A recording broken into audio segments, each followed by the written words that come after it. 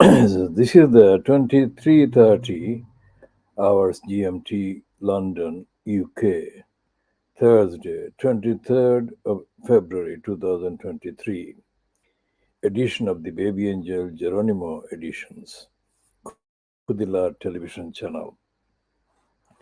This is part B, and this is part B of the extended essay that we are doing in updating our commentary based on the facts of the behavior of the UK state in relation to the robbery that the state has been perpetrating against the British by birth British citizen Shamima Begum.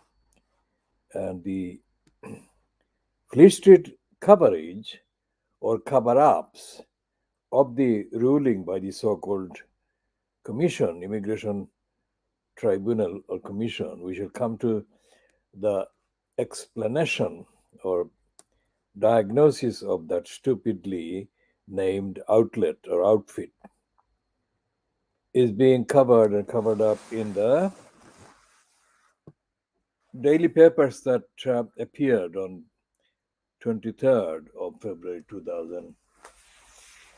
The 23rd of, and this is the, I hope I can put this before the camera because the camera, this is the Rupert Murdoch scum, and it's, let's see if we can get it standing that way. Well, it says, no, they're saying that Shamima Begum should accept no for an answer. And this is the theme of the scum.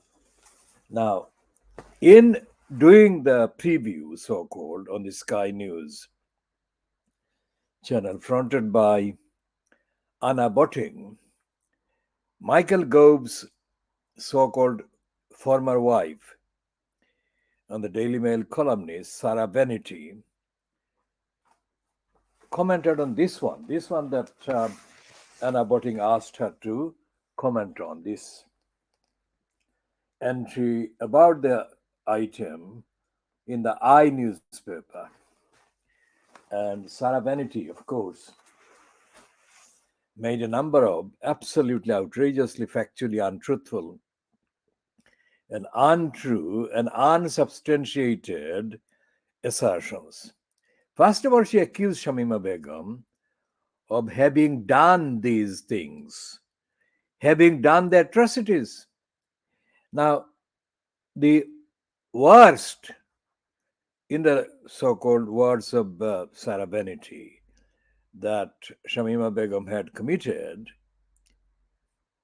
was to not condemn the bombing in Manchester and to come across as unfazed by some sites or alleged or reported sightings of the victims of the murders by the so called ISIS.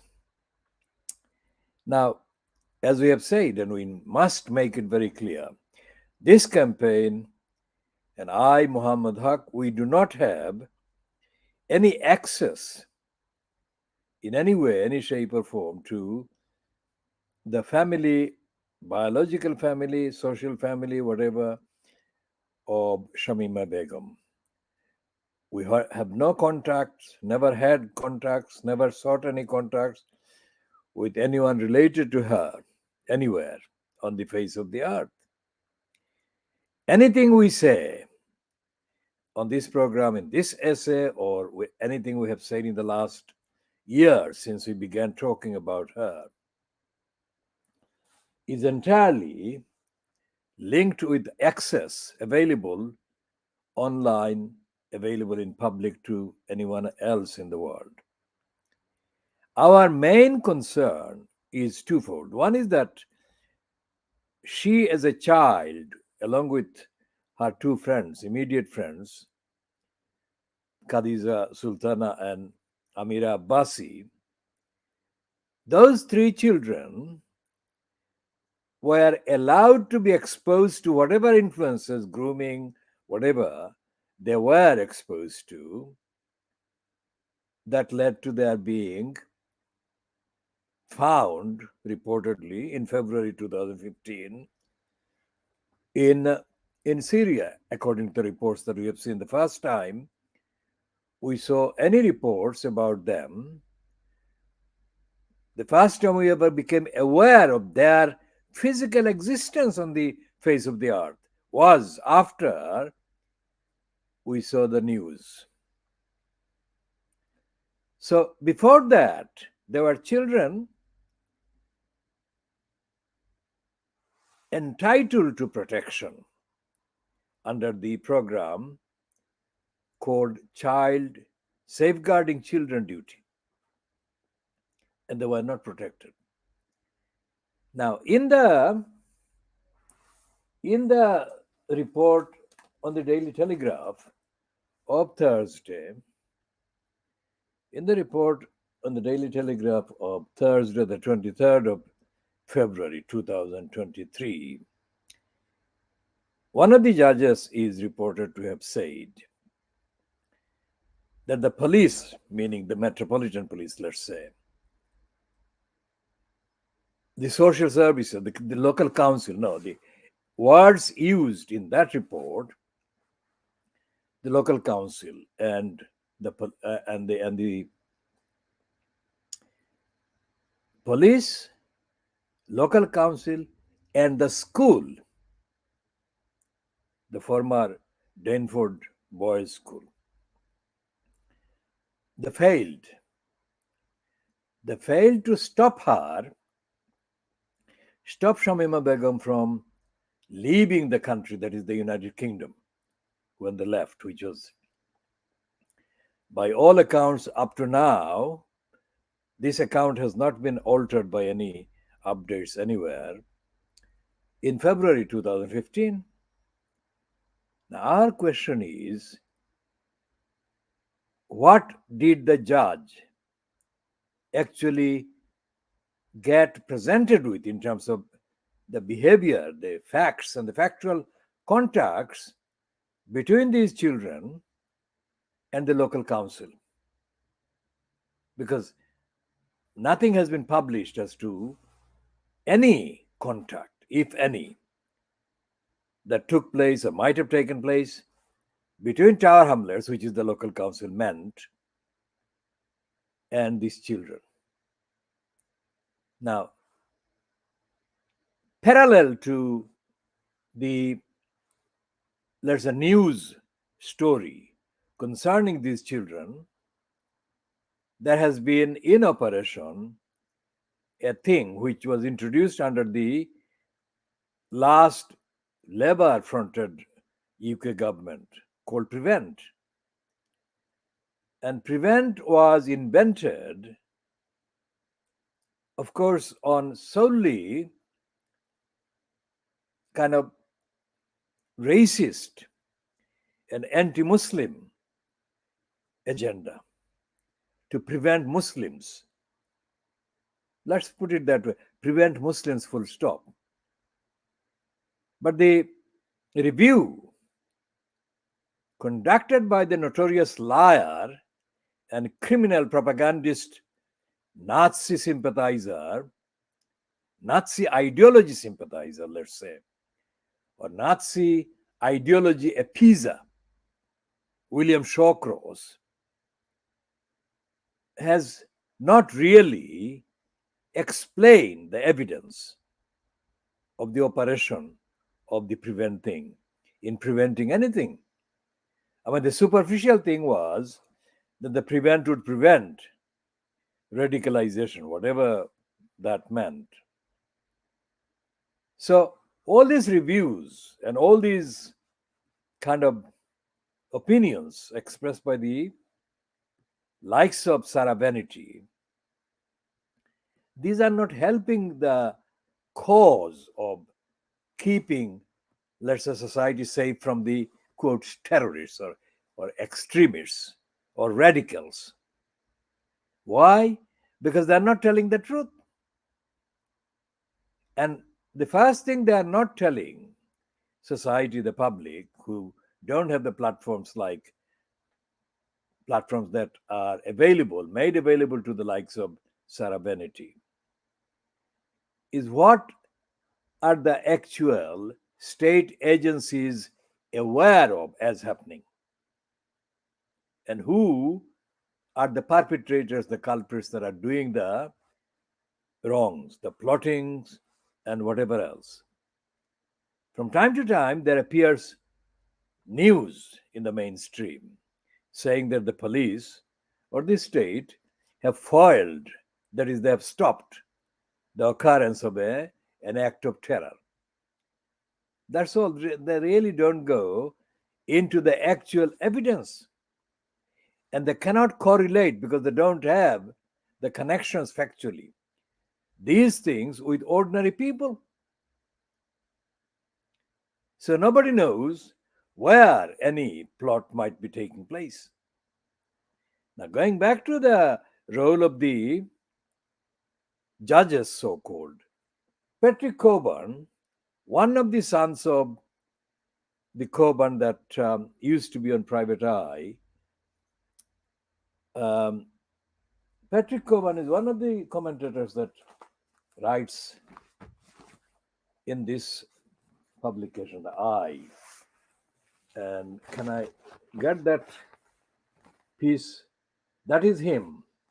Well, it's very small. That is him, his piece in The Eye today, that is Thursday. That's Patrick Coburn.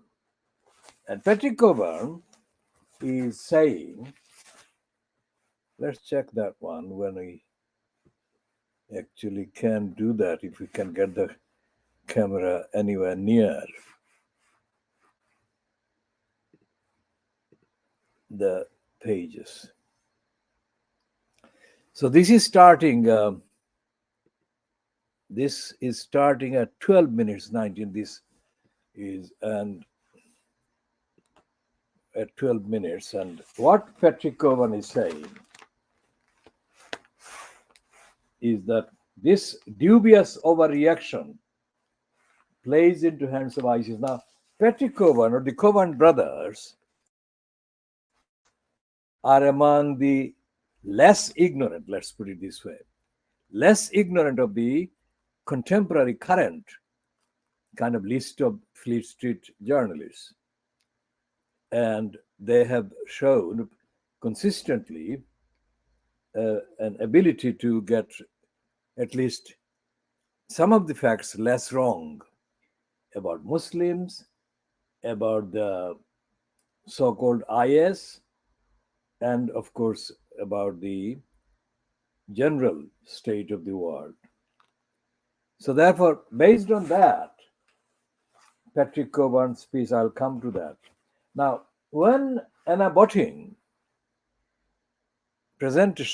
started her edition of presenting the so-called Sky News press preview, referring to the papers of Thursday, the 23rd of February, but broadcasting during the late evening of 22nd of February 2023, when the newspapers were available to them. When she did that, she first asked a question about Shamima Begum, and she put the question to Sarah Benity. Now, Sky News has already been in the news itself about stupid behavior, insensitive behavior, irresponsible behavior, behavior that has actually added to the distress of the parents and the family of Nicola Bulley. Because Ofcom, which is hardly alive ever, is showing its relevance by making a token series of gestures. And one of the gestures has been to contact Sky News, in addition to contacting ITV, and asking for an explanation. Now, that is not the behavior of a regulator at all, but that is what Sky News has been lumbered with. and Sky News can wriggle out because Ofcom is a national outfit. It doesn't really regulate, it doesn't really penalize, it doesn't really hold to account any of the broadcasters. It's the laissez faire all over the place. That is, leave them alone. Laissez faire is a French expression mainly used in economic studies or studies of economics, but laissez faire actually applies to everything that goes on under the auspices of the United Kingdom state. What has happened that she asked Sarah Vanity to comment on this piece or the coverage about the ruling as covered as printed in the I newspaper of Thursday the 23rd of February 2023. And Sarah Vanity kind of delivered like a machine, like a robot, like a zombie, a series of prepared kind of slogans that had no factual basis at all. She said she, that is Shamima Begum, did these things.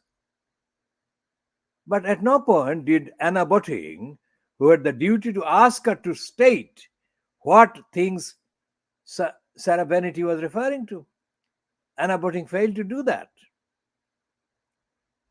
Then she went on to refer to Shamima Begum having been asked about what she, Shamima Begum, being in captivity in Syria, had thought about Manchester bombing.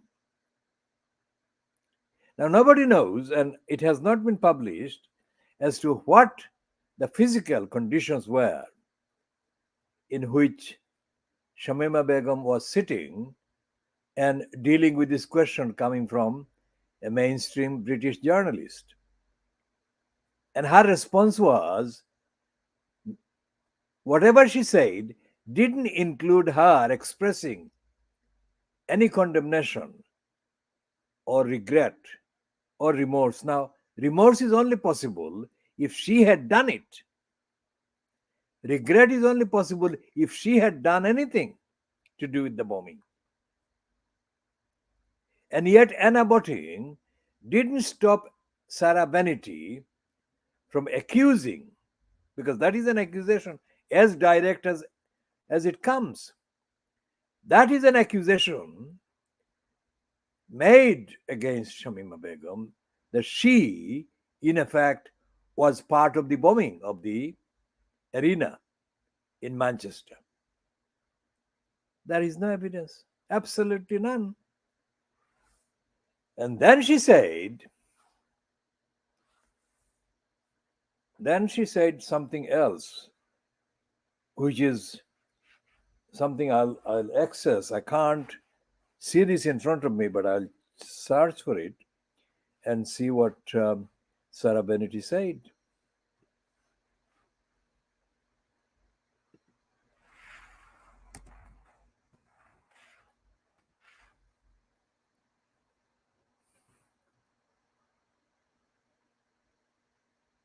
Okay. Let's see if we can find the Sarah Vanity.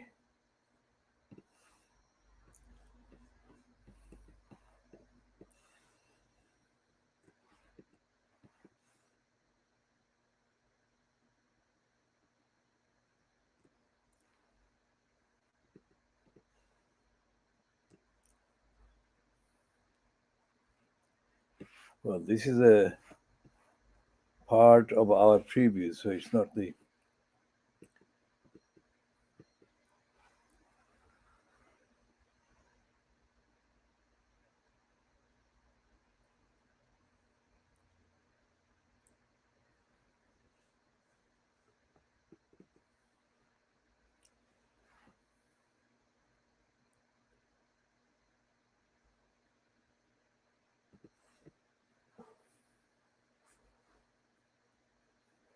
Okay. Let's go for these atrocities. Sarah Vanity says that Shamima Begum did atrocities. As we said yesterday, And as we said today, in the first edition, that is part A, there is no evidence that Shamima Begum did any act that could be called an atrocity.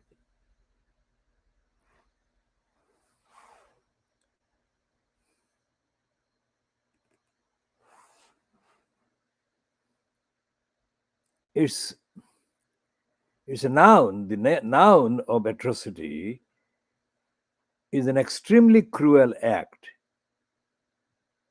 a horrid act of injustice. And the second noun is to the quality or state of being atrocious, enormous wickedness, extreme criminality or cruelty. Now, by all criteria of broadcasting standards, Anna Botting failed to stop Sarah Vanity from using that term and concept against Shamima Begum. And she failed to demand that Sarah Vanity justify by actual citation of an actual event that objectively constituted atrocity. And Anna Botting failed to say to Sarah Vanity that she had failed to link Shamima Begum to any act of atrocity, extreme cruel act anywhere. But there is this double kind of line. There are two kind of versions of Shamima Begum's statements running in the media. One is that she is being alleged to have changed her stance in order to kind of appear in the podcast that she has been given by the BBC and in the so-called documentary made by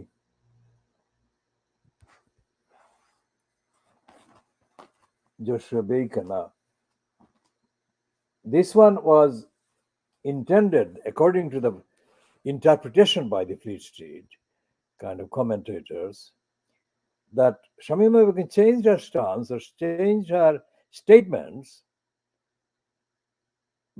because she wanted to come across as not a monster, come across as somebody who didn't do anything really wrong, etc., in the run up to the ruling or the hearing that took place in November 2022 before the so called Immigration Tribunal or Commission.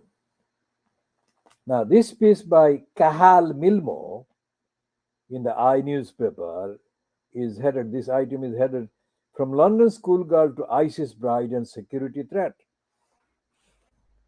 Now, this is a contradictory statement which Anna Botting should have actually mentioned, should have actually clarified and stated. Because ISIS Bride is not logical step from being a trafficked object of sexual exploitation. She was being trafficked to be used for the sexual gratification of a number of people, whoever they were or might be. And she is not a bride because the consent simply did not exist, was not available to her. And she could not possibly give a consent to a marriage after a meeting of 10 to 15 minutes with a was effectively her rapist. And so, therefore, these headings and the items that are contained underneath these headings and the contents are absolutely inconsistent and contradictory on an ordinary reading, on a sophisticated, detailed reading, on any level. So the Sky News, when it is being condemned effectively, not by the Ofcom itself, but by the evidence that has been made public about its intruding into the family of Nicholas Bully, would be expected to have taken care to get its facts right and to be rigorous. But it wasn't. Anna Boting completely failed, and she went along with Sarah Vanity. When it came to the comment by Kevin McGuire, who was the other side of the two-member panel on this edition, Kevin McGuire just listed a number of things, but he didn't actually rigorously refute or come across as wanting to refute what Sarah Bennett was saying. What he did put on there on the broadcast was that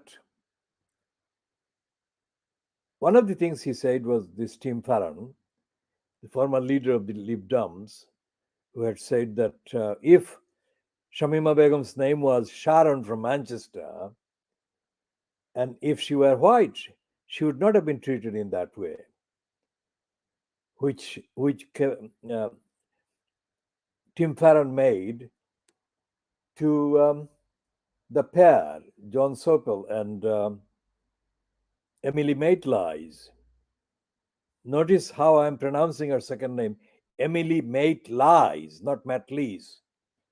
And the Maitlies is a connection to the lies she perpetrated in 2004 in a broadcast when she was one of the presenters on the BBC BBC London News. And we shall go into a completely separate series on Emily Maitlies lying in 2004. And going back to yesterday, that is Wednesday night's edition of the Sky News press preview of the papers of Thursday, which is coming to an end in 3 minutes. The presentation was completely wrong and it was irresponsible, and it contributed seriously to the misinformation about the whole thing. Now, as I said at the beginning, I don't know this child. I would not have known this child at all until she was part of the news in February 2015. So when I became aware of her existence, I started publishing comments about the role the child safeguarding children duties owed to her and other children by the local council, Tower Hamlets Council. Now, I made that point years before this judge apparently kind of in passing referred to the failure of the local council. This is the first time. This is the first time that the local council, they're not even naming. I mean, in the interpreted version of the ruling, the Telegraph of Thursday, 23rd of April, February 2023, doesn't refer to Tower Hamlets Council by name. It says local council. By not naming Tower Hamlets, they are also allowing Tower Hamlets Council criminals exoneration by omission of the name. Because as soon as Tower Hamlets Council is named, all the publicly available and publicly accessible contents become relevant and they come up. If you search under the term local council. It doesn't bring up tar hamlets, does it? But if you search under tar hamlets council, it brings up independently, not on tar hamlets council's website, but independently, all kinds of references.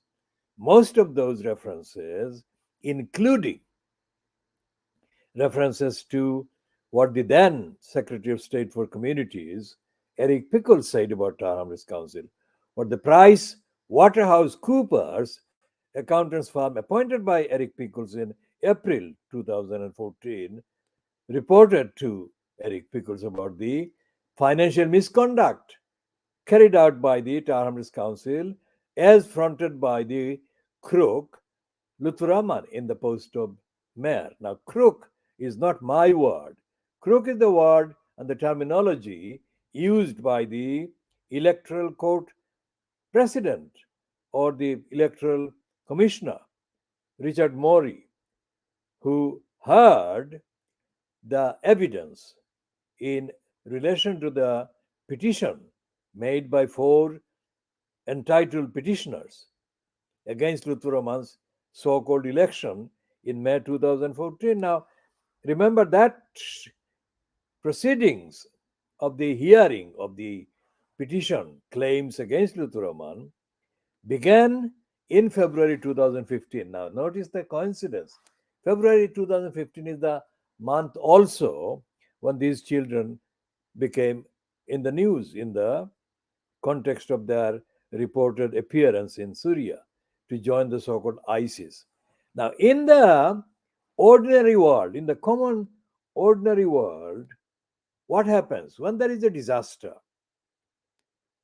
Apart from people who are closely related to the suspected victims or missing people in the disaster and the rescue people, however many are available, other people flee an area of disaster, don't they? Because people don't want to be affected by disaster, and the disaster area only does damage to the life. It's a life destroying event. So what kind of thinking was at work when these three children voluntarily, that is what the claim is, they volunteer to go to the join the ISIS in a war zone? There is no connection. There is absolutely no connection. Forget about Shamima Begum herself, the other two girls and their Bangladeshi origin families, they would never go there. I mean, they would leave the area if there was a disaster. People even left areas with less severe conditions and severe threats to life and safety. So when these newspapers, the so-called media, say that Shamima Begum went to Syria to join ISIS, what does it, what is the picture, what is the kind of image of this individual, this child that they are painting? What kind of child would go there? Number one. Number two, what kind of local council carrying the duty to safeguard children allow that child to go there, or any of the three children to go there, or any of the four children? Because if you include Sharmina Begum, who went there in December, and according to the now deleted versions of the Wikipedia entry on Sharmina Begum was brainwashed,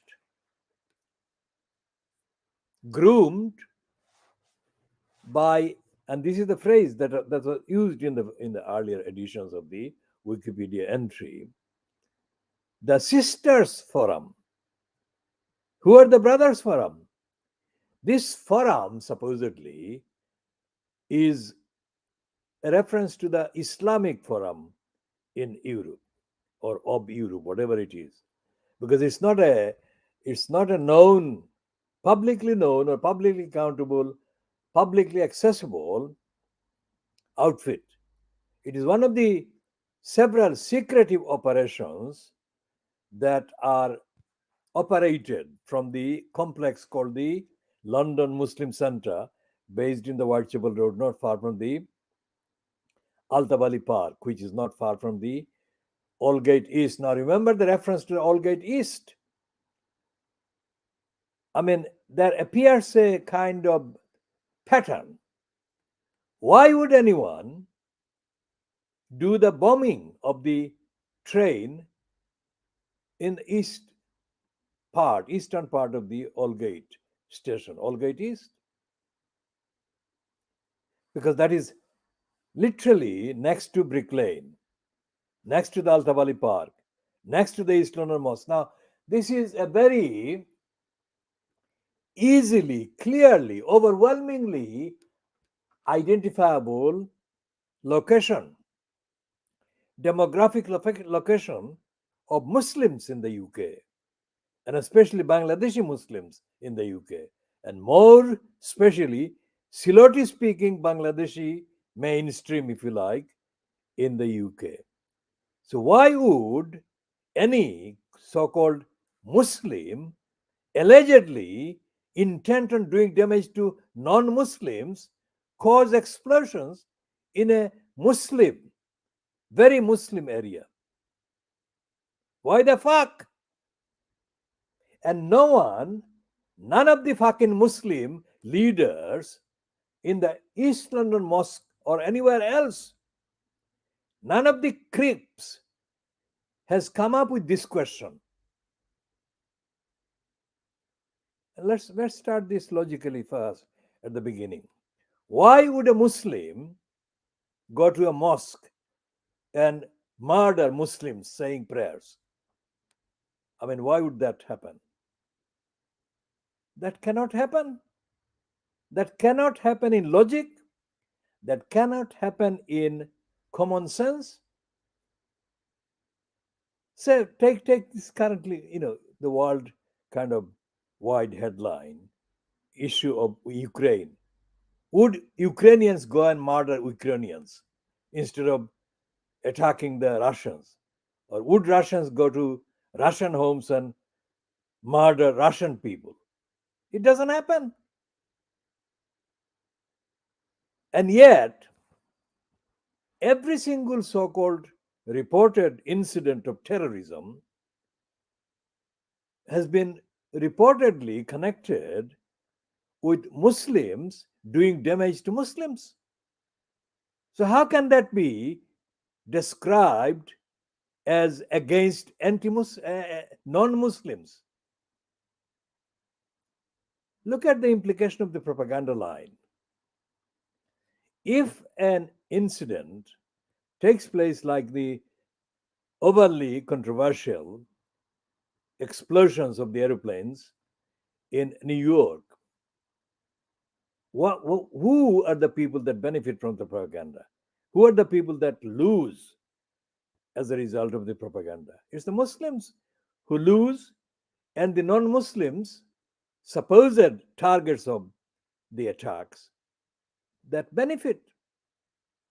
So, no logical construction of Muslim cause would lead to Muslims doing anything that does damage to the Muslims, does it? So, all these questions I'm just putting, not going into item by item every single incident, but that is a logical absurdity. Putting all of those on one side, as if on file, let's look at this schoolgirl thing by Kahal Milmo. Kahal Milmo is one of the twats that has been around for a bit and is a complete fucking idiot. Most of the twats are idiots in Fleet Street. They don't get the facts right, and they don't bother whether they get the names right, the facts right, or the names wrong, the facts wrong, implications wrong. As long as they can act as the polyfillers and the kind of filling the gap, they put the stuff in there. Nowhere in the papers on Thursday was there any reference, really, item by item, to the contents of the ruling.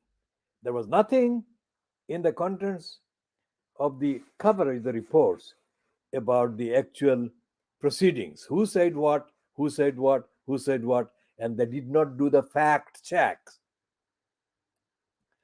So the majority of the little Englanders who read the tabloids, the most of the media, they have no clue. They are not any better informed as a result of knowing whatever has been published or printed as allegedly being the reports based on the ruling. Because the ruling actually was not a ruling at all. Because apparently, according to the coverage, the commission, which is a perpetration, if you like, because if Shamima Begum is being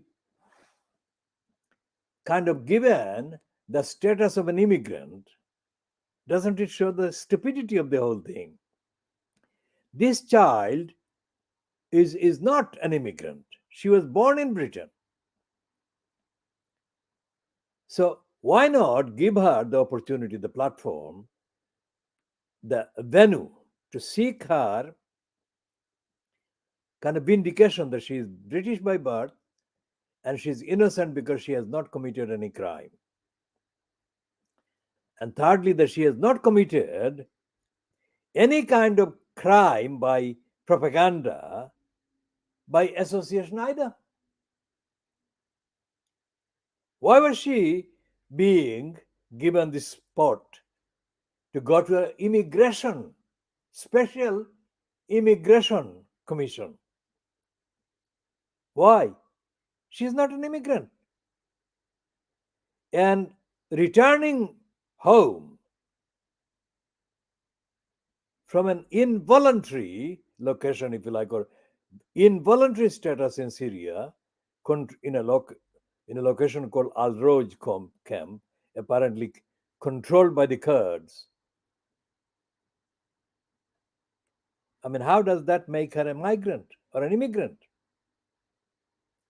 Now, one of the most highly promoted, say, by association with the Guardian and their sort, is an Irish origin, I think, woman solicitor called Gareth Pierce. Now, Gareth Pierce was one of the persons that was interviewed by the British media, by the British television during Wednesday, surrounding or connected with the publication at 10 o'clock on Wednesday of the so called ruling.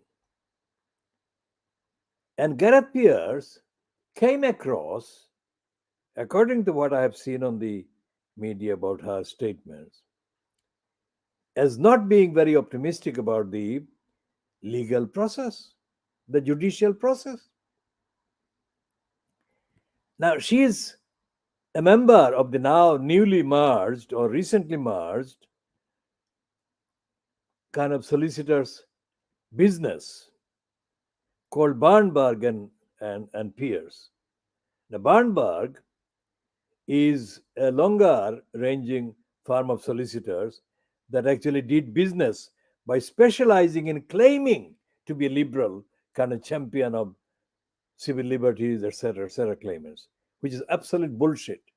Because none of the firms of solicitors and none of the solicitors, none of the licensed law traders, including the likes of Gareth Pierce, is acceptable by objective standards as being true advocates of freedom, liberty, and international law, and so on.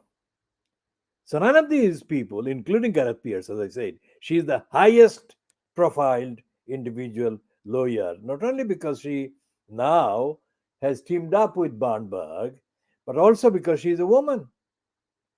And there is a gender based kind of tension in the public life in the UK, which is that if there is a woman holding a post, then regardless of what they actually contribute, whether they are good or bad, that fact, the fact that she is a woman, is given extra positive kind of credibility.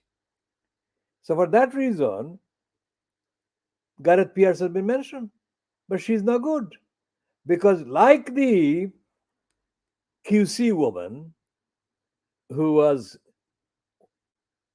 a representative for baby angel Geronimo, before one of the crooks and liars and shitbags sitting as the High Court judge, doing the job of a stooge for the morons and the evilness of Defra against baby angel Geronimo.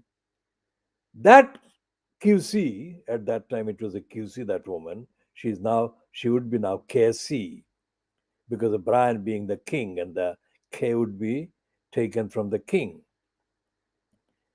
That QC at the time, the licensed barrister, licensed law trader, said things that were not really addressing the fundamental weakness and corruption of the British judiciary, not addressing the fundamental corruption and fundamental unconstitutionality of the British judiciary. So this was not just that particular licensed law trader that let down baby angel Geronimo's case in the court. Baby angel Geronimo remains the most innocent party, the innocent character, the innocent personality targeted by the corrupt judiciary, amongst others, targeted by the corrupt UK state, DEFRA, and led down by the evilness called Boris Johnson, who was incumbent as Prime Minister at number 10 Downing Street at the time, and betrayed and attacked and viciously attacked by the woman called Christine Evilness, Middle Miss.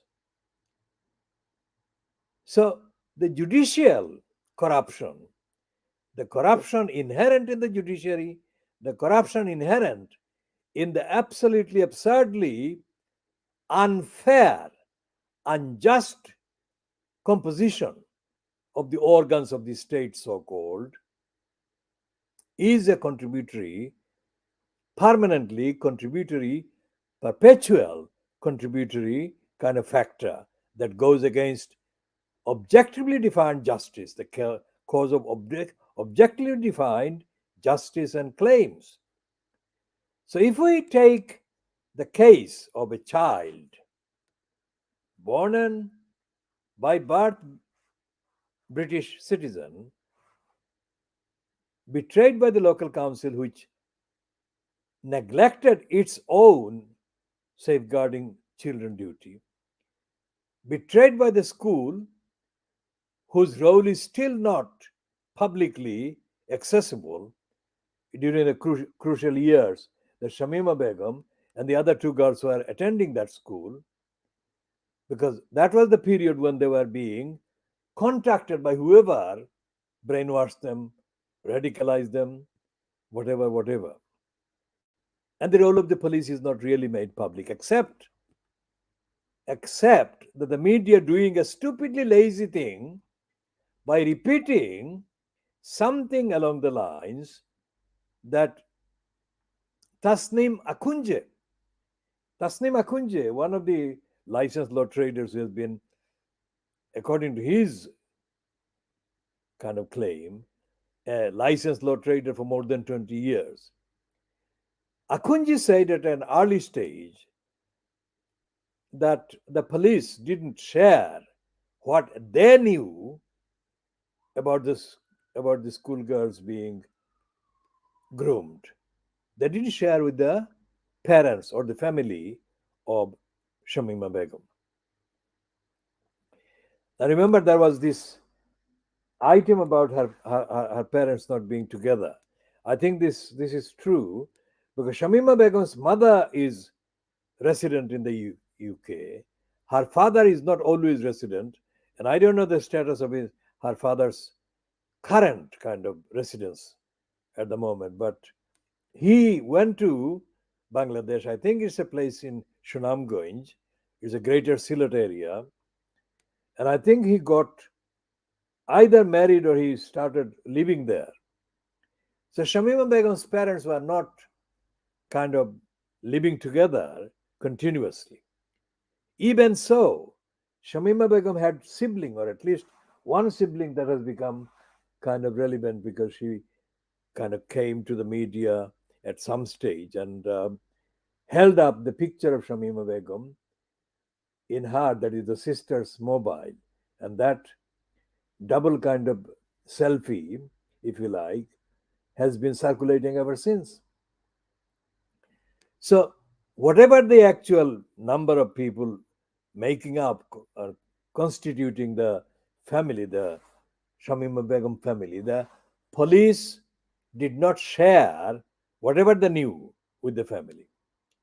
So, the sum total of the Justice Judge J, I think that is the name as mentioned, saying that the police, the school, and the local council did not stop Shamima Begum from leaving the country. Now, that action stop that they failed to enact and carry out suggests and presumes that there would have been coordinated cooperation among these three entities, that is the local council, that is Hrs Council, the school, and the police. And of course, the more important, vital kind of component, the family. So these four entities were not working together. In fact, they were not even aware, let's say publicly aware, or they were not publicly known as being aware of anything going wrong with these three children until it was too late, until after, well after these children had been reported to have been in Syria. Whatever idiocy and stupidity you attribute or ascribe to any teenager or any children, you cannot expect children to go beyond the lines of, let's say, self protection, survival. You don't expect ordinary people, the majority of the children, to throw themselves before a moving vehicle. That is exactly what these children have done. It's not terrorism, it is self destruction.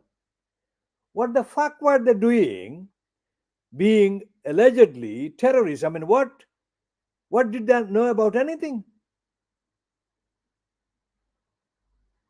And who among the commentators actually believes that these children possess the necessary intellectual capacity, the intellectual maturity, the intellectual sense of responsibility, the intellectual capacity to make judgments by processing information and processing the implication of actions as dangerous as explosions, as mass murder, as decapitating, and all those things.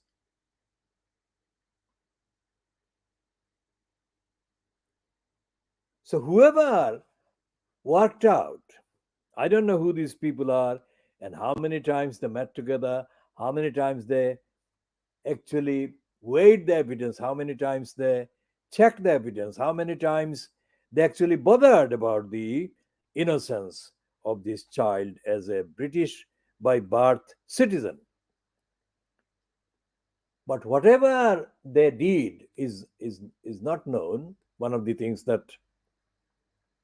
still works in the United Kingdom or still enforced in the UK is the thing called client confidentiality. Whoever treated Shamima Begum as their client would claim that they are prevented from the client confidentiality obligation from sharing with the public or sharing with anybody what they actually communicate with their client. That is one of the given. So we don't know what actually took place between Shamima Begum on the one hand and the others that were advising her, advocating for her, allegedly, of course. But whatever did transpire could not make up for the gap that exists in the personality of a child. Even if this child is now 23 years old, this is a child continuing at age 23 the childishness that she was actually exploited over. She never knew from the age 15 when she arrived in the so-called ISIS controlled so-called territory. She has not known the world. She has not known the ordinary interactions that take place in the lives of people who are age 15, 16, 17, up to 23, because she has been confined. The basic human liberties have not been present in her life. So, whatever she has been associated with has been artificial, created by somebody else for her or a number of others for her. So, when these journalists go there, make contacts with her, what do they expect her to know? Unless, of course, Shamima Begum, and I'm introducing another factor, worldwide exclusively introducing another factor, another kind of element. Unless Shamima Begum, yes, I have remembered now what Sarah Benity said. The thing that she said yesterday was that Shamima Begum has done these things, and she included in the things that Shamima Begum had apparently done, atrocious things, was to appear on the front page, front cover of the Times magazine, not the Time magazine of the USA, but the Times, that London Times Saturday magazine, which is what happened 2 weeks ago. And Sarah Benity was accusing Shamima Begum of appearing on the cover of the Times magazine. How absolutely terrifying. How the fuck did Shamima Begum ever make herself the cover photograph, cover picture on the Times? Next thing Sarah Benity would say is that Shamima Begum has become the editor of the Times magazine. And then she said she's appearing on television programs. Why the fuck not? She's the subject of interviews being sought by the fucking television channels. You fucking twat. How can that be an offense?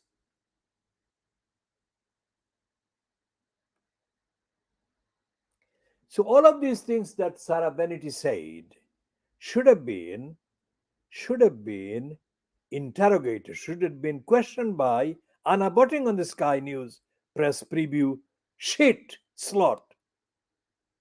But Anna Botting didn't.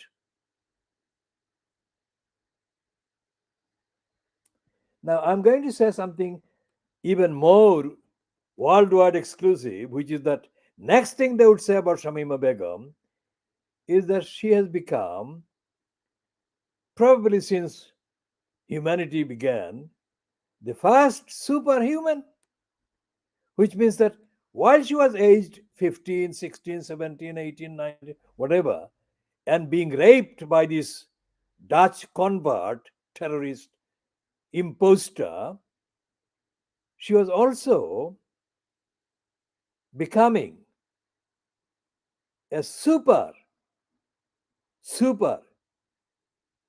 and super kid, which means that she had multiple capacities that no other single human being has ever been known to have. Which means that while she was having the children, while she was being serially raped and whatever, she was also plotting act or series of acts of terrorism, not only against one identifiable country or target, but any number of targets, including planning and plotting things remotely. That she was actually more kind of intrusive and more powerful than the Chinese balloon that have now appeared 7 years or 8 years since she went to Syria.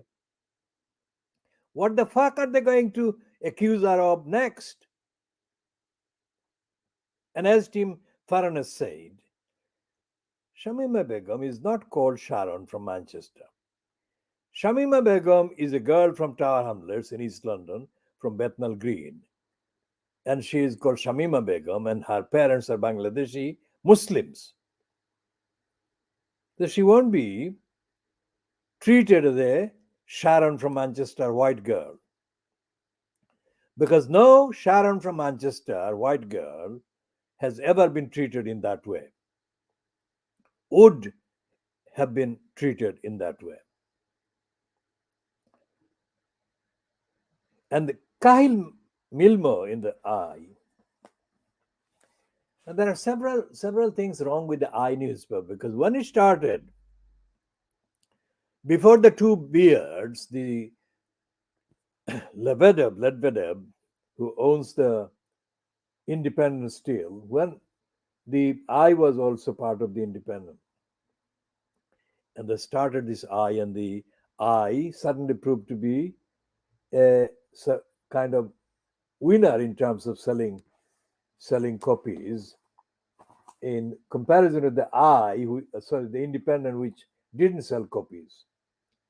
When they started doing that, what was not mentioned and admitted in the commentary about the sudden success of a outlet that wasn't controlled by the Murdochs or the Daily Mail was that the contents of the I newspaper, as it became, were significantly less dishonest than the contents of the rivals. And that was the actual selling point. Now, this twat calling himself the editor, what is the twat's name? Fucking Duffy, the daft fucking Duffy. This twat doesn't understand the value. This cunt doesn't understand the value of telling the truth. So, what he has done with the Shamima Begum kind of report after the ruling by this commission is to mess up the contents. And I think he has interfered with Patrick Coburn's kind of presentation, which is the only piece that actually has reservations about the judges. Now, this heading is wrong, the other one on the other side of the two-page spread, which is pages 10 and 11. On page 10, the first one, the heading says, Shamima's fight nowhere near over, say her lawyers. Now, that is quite an ambitious heading, but underneath, the lawyers are not saying anything that remotely justifies that kind of confidence. So I'll come to that in a minute. I'm just checking about the kind of ability to read the contents while I'm doing this broadcast, because I'm dealing with the absent holder for this computer device that I'm using. I can't put it on a holder. I'm putting it on my lap while I'm trying to hold the paper on the other hand.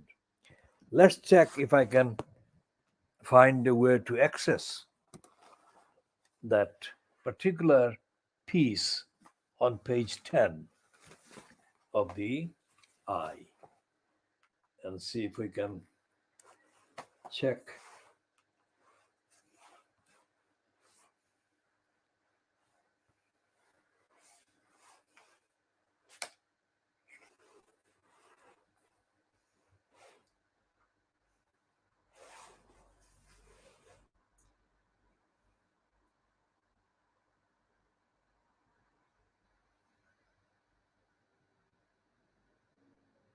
Okay, so it's a complete incompetent kind of piece.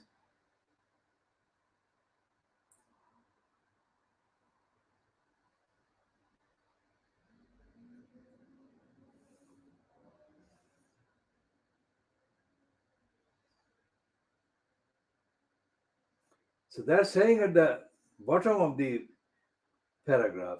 Daniel Farnar of Bernberg Pierce. Now, whether he belongs to the Pierce side or the Bernberg side is not material. The law firm said the admission of potential trafficking and state failings meant the Home Secretary Suella Braverman should revisit the case. In a statement, Mr. Farner said, the outcome is that there is now no protection for a British child trafficked out of the UK if the Home Secretary invokes national security. Regrettably, this is a lost opportunity to put into reverse a profound mistake and a continuing injustice. The Home Office said it was pleased the court had found in favor of the government's position, adding, the government's priority remains maintaining the safety and security of the UK, and we will robustly defend any decision made. Devyani Prabhat, a professor at University of Bristol Law School. Now, Devyani sounds like an Indian name. Said the case raised questions about who in the United Kingdom took responsibility for the failures of the state in the run-up to her departure. Devyani said it was strange to see an immigration court grappling with trafficking and acknowledging its effects on a minor and then setting it aside on national security grounds. A challenge is likely to be lodged with the Court of Appeal, Ms. Prabhat said, adding that further challenges were complicated due to the wide discretion given to Home Secretaries and the quantity of evidence that is not publicly available. Now, this is the thing. The heading, as I said, is misleading because it doesn't come anywhere near rigorously examining the facts. And this Daniel Farnier's statement that they've quoted is completely incomplete, if you like, and it's not anywhere near adequate. And this Devyani Prabhat from the Bristol Law School partly recognizes the limitations, but she still doesn't say, Devyani Prabhat doesn't say what we have been saying alone. We alone have been saying on the facts, not because we fantasized, but because there is no evidence, there is no record in the what is called the jurisprudence, the published and accessible record of the reasoning for decisions made by the judiciary. There is no evidence that actually interrogates, that is, examines, scrutinizes the UK's. Notice what we are saying is all new. This is nothing to do with the contents of the newspapers on Thursday. There is nothing there of the kind that I'm speaking. And what I'm saying here is that the UK remains active. That is to say, the signatures remain active. Actively signed up to hundreds of international treaties and charters and declarations and statements. Most of those charters that relate to constitutionality, judicial behavior, are always among the targets of attacks and undermining by the conservatives, by the racists, and by the likes of the current newly appointed deputy chair of the Conservative Party, the criminal who wants all kinds of bad things to be brought back to the state's capacity and power to inflict on people, ordinary people in this country. Lee Anderson. What has happened is that none of the presentations, as interpreted by the reports in the papers on Thursday, the 23rd of February 2023, nor in the lead up to the presentation. None of the briefing, if you like the Barnberg peers or whatever, has even acknowledged the existence of these treaties, has not even acknowledged the existence of the treaties and the duties these treaties impose on the signatory state, which the UK is. And so, therefore, in the reports, there is no reference to the implication. Devani Prabhat has referred to this, but she has also admitted that there is no publicly accessible access to the contents of various things that are available, that are being said, that are being kind of put on the table during the proceedings, during the decision making, but not accessible to the public. And what we are saying is that not only that, despite the fact that the UK keeps remaining as signatory to the international treaties and obligations and conventions, etc., the UK never, ever, the UK state never, ever refers to these international conventions, treaties, declarations, statements, whatsoever. So it's like a little England world, which means that the world only exists in England. Outside of England, there is no world. That's the mindset that actually dominates the likes of the people who support anything that the very craftily operating Suella Braverman issues. She says the worst things that the likes of Nigel Farage and the various racists would say, they would not bother with international. There is no such thing as international. And Lee Anderson has said the worst things possible that he could say, etc. So we shall continue this essay into the next part, which is part C, whenever we are able to broadcast that. Because of time, we are going to end this particular one, the part B. Part B is dated the 23rd of February 2023. This is ending at 0042 hours GMT on Friday, the 24th of February 2023.